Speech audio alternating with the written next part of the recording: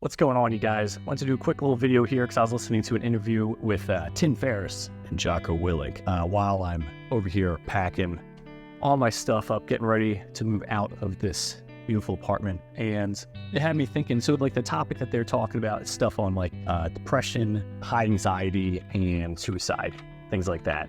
Very deep, sad topics. And as I was hearing them talk about it, Ferris was using this analogy of like how when he was in this very prestigious college and wasn't getting the grades that he wanted, he was feeling very down, very depressed. He was at a point where he genuinely he wasn't thinking about suicide. He had decided to commit suicide.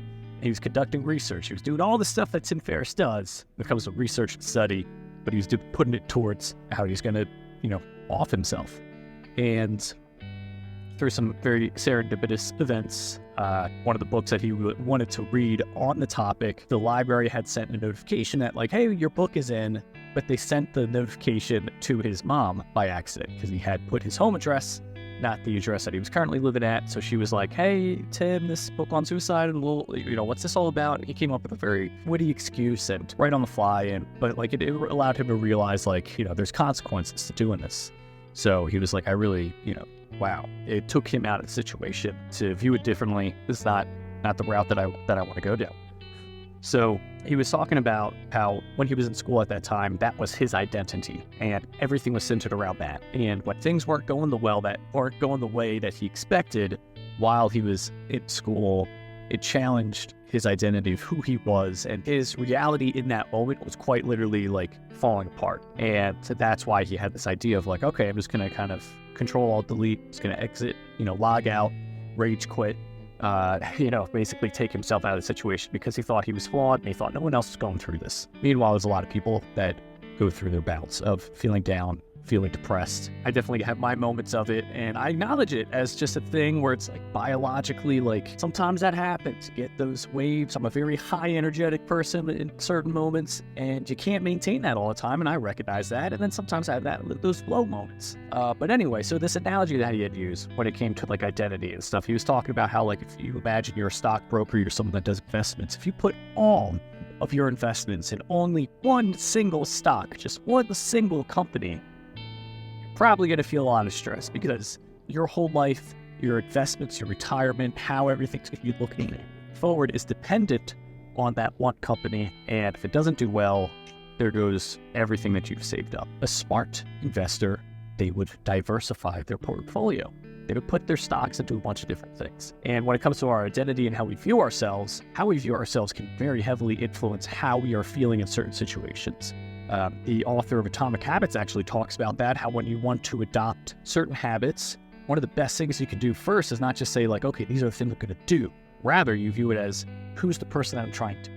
Because when you sit down in the morning and you're thinking like, all right, how am I going to start my morning? I can have a really big breakfast, I can chill, I can play some video games and this and that. Trying to weigh that with a different task, then like, you're kind of pros and the cons of the different tasks. You're sort of him-hawing about it. But if you're to ask yourself like, okay, what would an elite athlete do first thing when they wake up in the morning? You actually ask yourself that, I guarantee you're going to come up with some good ideas. Like, all right, what would ambitious, confident, outgoing entrepreneur do first thing in the morning? They'll probably like wake up, immediately play something like some audio thing that's super, inspirational or something like that. Probably get all the things that they need for the day. They'd have their to-do list that was written the night before. They would take that, their computer, they'd go to a little coffee shop, they'd sit down, put their headphones in, just start hammering out work for an hour.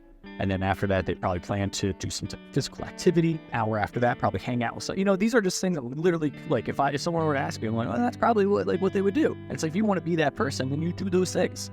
But you don't ask like, okay, what are the things I need to do to be the person? You ask like if I want to be this person, what do I need to do? So with this thing of like depression and suicide and high anxiety stuff, it's like, if your identity is only in one thing and that one thing falls apart, you put all your eggs in one basket, so to speak. The way I perceive myself as someone, when you knock me down or if you give me work, I'm going to put in the work to get the work done. If I got to get back up after getting knocked down, I'm going to get back up after getting knocked down. I'll come back stronger. I'll do it differently. Like, that's how I view myself. And I got a bunch of different views of different things as well, but when you're able to kind of take yourself out of those situations when you are feeling down, when you're feeling defeated, it's very eye-opening, you know? It's like that expression where people are like, oh, they got their head in the clouds, meaning they don't really know what's going on around them. They're like, oh, high in the sky, blah, blah, blah. But if you go even further above that, if you're able to get above the storm, perfectly clear weather. I don't know if you've ever experienced that. You know, you're taking an airplane someplace. As soon as the airplane gets over these clouds, it might be a gloomy day, but above those clouds, the sky is clear, the sun is bright, sunny. And you got to get to that point by rising above bullcrap. You might not necessarily need your head in the clouds, but like move a little bit further past that, move above it. Yeah, that's just kind of like the stuff that I was thinking about as soon as I heard Tim Ferris talk about that whole thing of like, oh, identity, and a smart investor will diversify their portfolio. So you might have to do that too. You might have to, if your whole identity is like being in good shape and hit the gym every day and then you hurt your shoulder, you might not be able to bench. You might not be able to do a lot of exercises. You could still work out your legs, get a crazy leg day going every other day of the week, or you can take that as an opportunity to some piano, play more guitar, finish some of those video games you've been putting off, get into writing.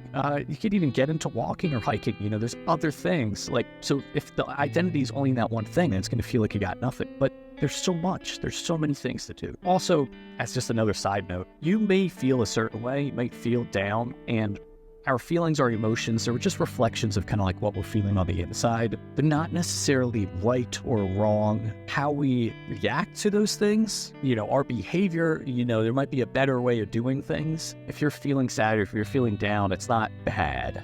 You know, if you see those things as bad or you're a bad person for feeling those things, it's like, that's just a lie. That's just not true. I've had times where I've gone multiple days of just feeling down, depressed, and it's just like okay, like that's just literally how you gotta see it. It's like, just okay, I'm feeling down.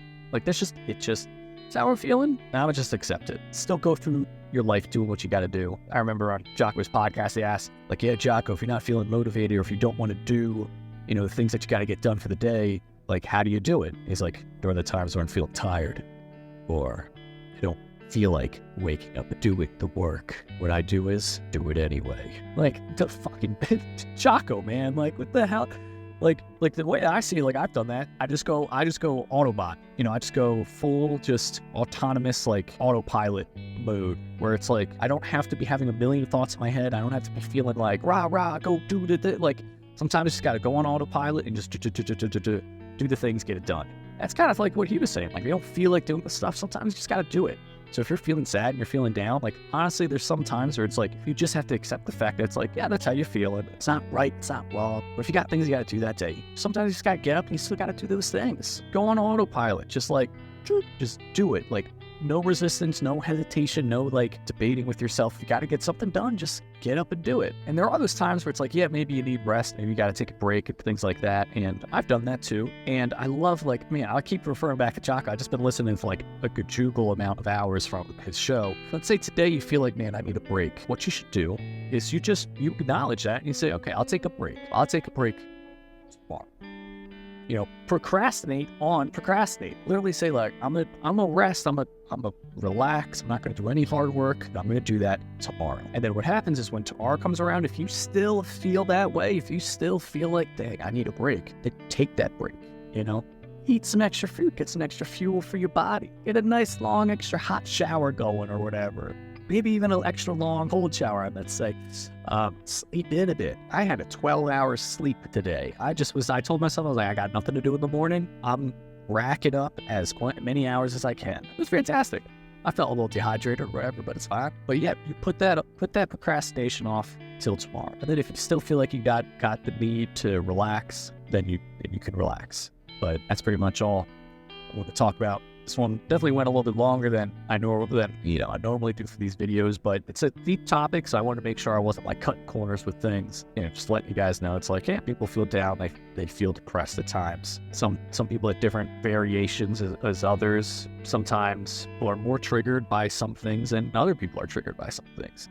But at the end of the day, you know, we all, not to minimize what you're going through, but we all are going through stuff too. So you're not alone in it. Yeah, you're not alone in it. That's all I gotta say. All right. Peace.